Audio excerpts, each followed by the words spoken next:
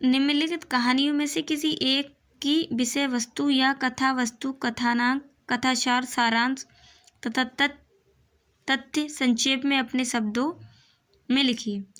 Guys, ये पंचलाइट, बहादुर और कर्मनाशा की हार, ये 3 चैप्टर हैं जिसमें ये पंचलाइट है, काफ़ी बार देखा गया है, यही आता है। तो मैं पंचलाइट के बारे में आपको बताती हूँ। पंचलाइट की कथा वस्तु या सारांश कैसे भी क्वेश्चन आ सकता है। पंचलाइट रेणु जी की आंचलिक कहानी है। पंचलाइट को किसने लिखा है? रेणु जी ने। कहानी में बिहार के एक पिछड़े गांव के परिवेश का सुंदर चित्रण प्रस्तुत किया गया है। एक बिहार है, बिहार राज्य है, उसमें एक गांव पड़ता है। उस गांव के बारे में कुछ बातें यहाँ पे बताई गई हैं। क्या होता है गांव में, इस बात को इस कहानी के माध्यम से बताया गया है। महतो टोली में अशिक्षित लोग हैं। एक टोली है, जैसे अपने यहाँ पे मोहल्ले होते हैं, ऐसे वहाँ पे एक टोला या मोहल्ला कह सकते हैं, जिसे इन्होंने महतो टोली का नाम दिया है। तो महतो टोली में सारे लोग अशिक्षित हैं, बिना पढ़े लिखे हैं। उन्होंने रामनवमी के मेले से रामनवमी जो होता त्यौहार के मेले से पेट्रोमैक्स खरीदा। एक जलाने की चीज़ है जिसके बारे में आप आगे पढ़ेंगे, पेट्रोमैक्स, उसके लिए खरीदा मेले में से। जो लोग कौन थे? महतो टोली के लोग थे और वो अशिक्षित हैं, अनपढ़ हैं, जिसे भी पंचलैट कहते हैं। क्या कहते हैं? पंचलैट। जो पेट्रोमैक्स है उसे उन्होंने पंचलैट कहा है। तो पंचलाइट को ये सीधे साधे लोग सम्मान की चीज़ समझते हैं। जो ये लोग हैं ना महतो टोली के, वो सब क्या सोचते हैं कि जो पंचलैट है वो बहुत ज़्यादा सम्मान करने की चीज़ है, सम्मानित चीज़ है। तो पंचलैट को बहुत सम्मानित करने की चीज़ समझते हैं।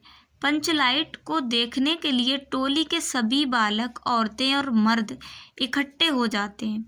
जैसे ही जो महतो टोली के लोग होते हैं वो पंचलैट को लेके आते हैं, तो वहाँ के जितने भी लोग होते हैं, बालक, औरतें, मर्द, सारे लोग उसे देखने के लिए इकट्ठे हो जाते हैं। सरदार अपनी पत्नी को आदेश देता है कि शुभ कार्य को करने से पहले वह पूजा पाठ का प्रबंध कर ले। यानी कि जो पंचलैट है उसको जलाने के लिए उसे बताया है शुभ काम कि पूजा पाठ कर ले। सरदार अपनी पत्नी से कहता है कि तुम पूजा पाठ कर लो जिससे हम पंचलैट को जला सकें, और ये शुभ काम हम करने जा रहे हैं तो ये जल्दी हो जाए और शुभ काम के साथ हो। सभी उत्साहित हैं कि कैसे पंचलैट जलता है, नई चीज़ है ना, इसलिए सारे लोग एक्साइटेड हैं। परंतु समस्या उठती है कि पंचलैट जलाएगा कौन? ले तो आए हैं लेकिन जलाएगा कौन? सीधे साधे लोग पेट्रोमैक्स को जलाना भी नहीं जानते। गाइज, यहाँ पे इन्होंने पेट्रोमैक्स को ही पंचलैट कहा है। इस बात के बारे में मैं बता देती हूँ। मैंने अपनी एक और वीडियो बनाई जिसमें मैंने गोधन का चरित्र चित्रण समझाया है, आप उसे भी देख सकते हैं। तो पंचलैट जो है वो किसी को भी जलाना नहीं आता है। अब प्रश्न उठता है कि आखिर उसे जलाएगा कौन? इस टोली में गोधन नाम का एक युवक है, एक लड़का है जिसका नाम गोधन है। वह गांव की मुनरी नामक एक युवती से प्रेम करता है। मुनरी और जो लड़का है गोधन, वो प्रेम करते हैं। मुनरी की माँ ने पंचों से गोधन की शिकायत की थी। तो वो लड़का भी उसी गांव में रहता है, और जो मुनरी है, जो लड़की, उसकी माँ ने उसकी शिकायत कर दी थी गोधन की, कि वह उसके घर के सामने से सिनेमा का गाना गाता हुआ निकलता है, कि वह हमारे गेट से आके गाना गाता है और बदतमीजियाँ करता है। इस कारण पंचों ने उसे बिरादरी से निकाल रखा है।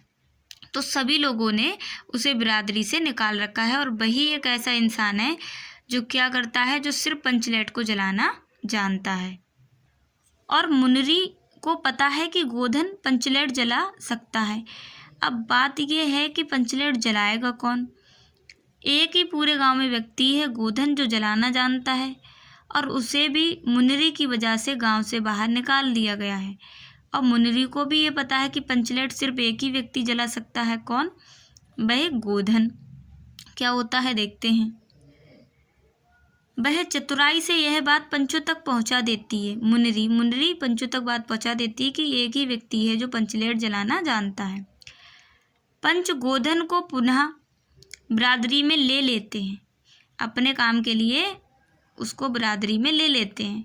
वह पंचलाइट को जला देता है, गोधन पंचलेट को जला देता है। मुनरी की माँ गुलरी काकी प्रसन्न होकर गोधन को शाम के भोजन का निमंत्रण देती है। तो मुनरी की माँ जो होती है, जो पहले तो उसकी शिकायत करती है, जैसे ही देखती है कि उसने पंचलेट जला दिया है, फिर अपने घर उसे दावत पे बुला लेती है। पंच भी अति उत्साहित होकर गोधन को कह देते हैं, और पंच लोग भी जो होते हैं वो भी बड़े खुश हो गए हैं अब गोधन से। तुम्हारा 7 खून माफ, यानी तुमने जितने पाप किए हैं सारे पाप धुल गए, तुम कुछ करो। खूब गाओ सलीमा का गाना, कितने भी गाने गाओ मुनरी के घर के आगे, और मुनरी की माँ तुमसे कुछ नहीं कहेगी। पंचलाइट की रोशनी में लोग भजन कीर्तन करते हैं तथा उत्सव मनाते हैं। अब गांव में लाइट लग गई है उनके, तो सारे लोग वहीं पे भजन कीर्तन करेंगे और जो भी त्योहार होगा उसे मनाएंगे। कहानी का कथानक सजीव है। सीधे साधे अनपढ़ लोगों की संवेदनाओं को वाणी देने में रेणु जी समर्थ रहे हैं। मतलब जो सीधे साधे लोग हैं वो कैसे छोटी छोटी खुशियों पे खुश होते हैं, इसके बारे में जो रेणु जी हैं उन्होंने बताया है। इस कहानी में आंचलिक जीवन की सजीव झांकी प्रस्तुत की गई है। मतलब हमारे निजी जीवन में, हमारे गांव के जीवन में, हम लोग गांव में रहते हैं तो वो कैसे कैसे क्या क्या करते हैं, उन सब के बारे में इसमें बताया गया है। गाइस, वीडियो अच्छी लगी हो तो लाइक करना, कमेंट करना, और हाँ, मेरे चैनल को सब्सक्राइब करना। और आप कमेंट में ज़रूर लिखना कौन कौन सलीमा का गाना गाता है।